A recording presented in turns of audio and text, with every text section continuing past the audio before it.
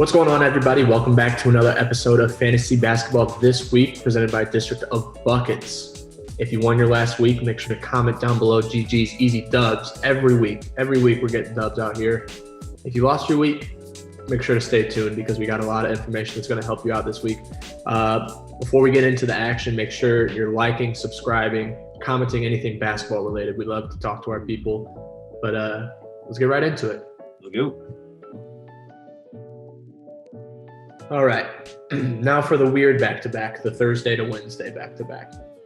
You got Lob Williams of the Boston Celtics. Robert Williams III. If they would just play the man, as a Celtics fan, if you would play Robert Williams, that dude is 100 fantasy point averaging every night because he puts up 50 in 20 minutes. So if he just had the playing time, he'd be great, especially in categories leagues. Phenomenal blocks guy, phenomenal field goal percentage, just incredibly efficient. It's just a matter of if he's going to get playing time or not. He kind of reminds me of like a young Clippers DeAndre Jordan.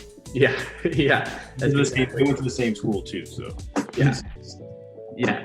If you're in the category league in need of blocks, in need of field goal efficiency, field goal percentage, definitely look at Robert Williams. Hopefully Brad Stevens will start feeling the heat and start playing him a little more. For deeper leagues, you're looking at the Grizzlies. We got Tyus Jones. And then once again, you got the Spurs guys playing another back-to-back. Jacob, Monty, Patty Mills. And then we have one guy that you should consider on the Washington Wizards. Only one. Sorry, Carl. Not a lot of Wizards players we're picking up this week. We got Bertans. It's still a dice roll. Just letting you guys know that. That's not a dice roll. An absolute dice roll. He's also he's sitting a little bit with right knee soreness at the moment. When he's on, he's on. But when he's off, he's really off. And he's been playing pretty well as of late. Like he had, like even the last game against the Nuggets game, where he had that was the Wolves yesterday, where like he had, I think it was like 3 or 4 threes in a quarter, and then just everything else was just bricks, like building houses. So it's if you're not gonna watch it and you're willing to put up with that, like go ahead, get him. But if you're someone who likes to watch your players play, you're gonna be scared watching them play. Yeah, definitely. Probably a guy that you should only consider in deeper leagues because of those other options that are available that day. Moving into the Wednesday, Thursday back-to-backs, the Mavericks, the only team with a back-to-back. We got Jalen Brunson. We got Dorian Finney-Smith for deeper leagues. You got a couple of those guards for the Dallas Mavericks that are seeing quite a bit of playing time. But they're spreading it thin. They spread it around. And so I don't know necessarily if those are guys that you're going to want to pick up if you're just in a 10-team league. You might want to save that matchup acquisition and use it on a different day, because if you're in an ESPN Standard League, you only get 7 matchup acquisitions, and there's going to be 8 days this week due to the All-Star break, combining of the 2 weeks. So not sure if you necessarily want to use one of your matchup acquisitions there, especially with some of the picks that we got coming up that might be coming back from injury that you're going to want to consider holding and monitoring for your team. All right, going into the Thursday, Friday back-to-backs. We got a couple of guys that we're going to want to look at. One of the main ones, only owned in 45% of leagues right now. It's been out for a long time. Dragach. I know Carl's been monitoring him. Kendrick Nunn was his replacement, and he definitely, when Dragach plays, Kendrick Nunn's performance, he's still a good player. His fantasy performance isn't there.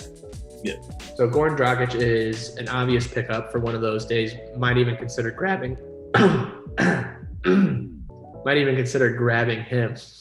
Yeah, I have him earlier.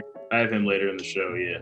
Yeah. Okay. We'll talk about him more later. And then another guy that we mentioned feels like every week, Sean Tate.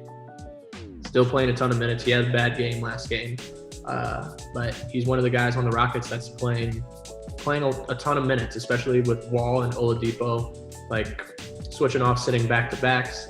Definitely a guy you're going to want to have on your team. A lot of fantasy basketball is just opportunity, and Sean Tate has a ton of opportunity. And then lastly, another guy that I'm looking at on that day is a guy we all love to see miss his 3-point shots, but has been playing pretty well recently. Danny Green. Danny Green, welcome to the show, man. It's the first time we're going to mention you. It might be the last. And then next day, let's see, what day is this? We got Friday, Saturday, back-to-backs. We're looking at the man. Oh my God, bro. Jeez. It's the weather. It's the weather. We got Facundo Campazzo. The man, the myth, bro. If you haven't looked up Facundo Campazzo's highlights from his EuroLeague, bro, absolute killer. They're fun. Yeah, he's like the closest thing to an ISO player that EuroLeagues can get. He's a baller, but he's also a dimer. So keep on the lookout for him, especially in deeper leagues. And then once again, Indiana Pacers guys, the plethora of guys you can draw from the Indiana Pacers. You got McConnell, McDermott, Holiday, and Lamb. Not Aaron Holiday, Justin Holiday. Saturday, Sunday, last pickup of the week before the Sunday to Monday transfer. You got Kevin Huerter again, Tony Snell. Isaiah Roby once more with another back-to-back from Al Horford sitting one of those back-to-backs. Isaiah Roby will get the start. Derek Jones Jr., Gary Trent Jr., same guys as before. And then on the Timberwolves, you're looking at Naz Reid and Jared Vanderbilt. And I know, Carl, you wanted to touch on Naz Reid a bit. Yeah. Basically, just because of his opportunity in Minnesota, like his minutes are basically getting cut now that Karl-Anthony Towns is back. But he has a solidified role in that second unit, and he's playing generally pretty efficiently. Just his time is being used really well there. So I still think he's worth it, even though he's not going to show that upside that he showed when Cat was out, unless Cat sits again. So I think you should have him. I think someone should have him just in case that he's playable. I would play him if you need him, but also he's a guy that I would try to keep around on my roster just in case something pops up with Cat again. Yeah, that's a really good point. Is even if you don't have Cat on your team, monitoring Cat can be very beneficial for you because Naz Reid has been a starter before and he knows what it's like to play those big minutes, and he performed very well during those big minutes.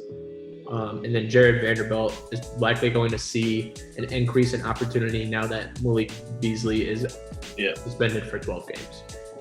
So definitely a guy that you should keep an eye out for. And then going into Sunday, Monday, got Tyus Jones in deeper leagues, and then Spurs again, Jacob, and then maybe Derek White will be back by then. He'll be back from COVID protocols. And he's a guy that a lot of people have been very high on before the season, and we're looking to see him do really well. So if you're willing to take that risk, if you're a team that can afford to take that risk, look for White as they go into that Sunday, Monday back-to-back. And then once again, deeper leagues, Lonnie Walker and Patty Mills. That's going to wrap up our waiver wire, guys. We hope that was really helpful, but you guys don't leave yet. Don't leave yet. We still got buy low, sell high. I have some waiver wire specific guys that we haven't even touched on yet. So those are waiver wire specific guys for back-to-backs. Back-to-back scheduling, yeah. So these are waiver wire guys that you should be looking out regardless of their back. So this is regardless of back-to-backs or anything. I have my usual 2 or 3, starting off with the Miami Heat and Goran Dragic, as we mentioned earlier.